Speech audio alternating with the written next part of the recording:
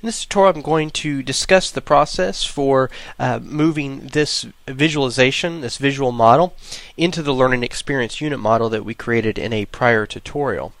So I'm going to go ahead and open that back up, and you'll notice that I have this area here for my model visualization. And as you'll recall, this is where I'm actually going to visualize what that particular learning experience is going to be comprised of.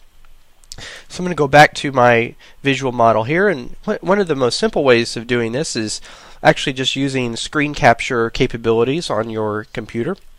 So here I'm going to turn that on. I'm going to go ahead and highlight that and take a picture of that. And I'll move back over to my model visualization and paste it directly in there. And so now notice that I have that visualization incorporated directly within that model.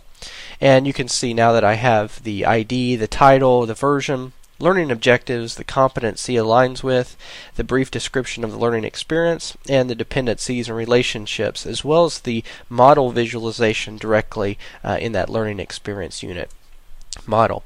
Now, I also mentioned that we may want to actually go back and refine and describe what this learning experience description does. So we might say something like the experience begins with,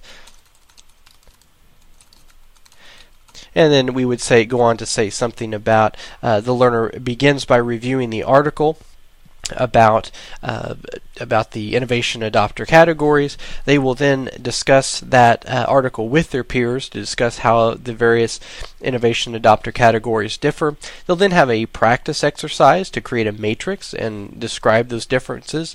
The instructor will provide feedback on that matrix, and then after the practice activity is done, they'll be required to complete a final quiz that assesses their comprehension and differences of the innovation adopter categories, and then the feedback will be provided based on the items within that quiz. And so the simple description would then be added within this description box, and at that point then you would have your finalized learning experience unit to be able to use from and build your actual learning experience from in your course site. And it's also something that you can share with a colleague to be able to describe how it was that you designed and built that particular lesson or module. So in this tutorial, we've finalized the process from taking the visual model out of the modeling software and putting it into the learning experience unit so that you can complete and finalize your description of how that learning experience occurs for your students and how you would go about designing and developing that learning experience.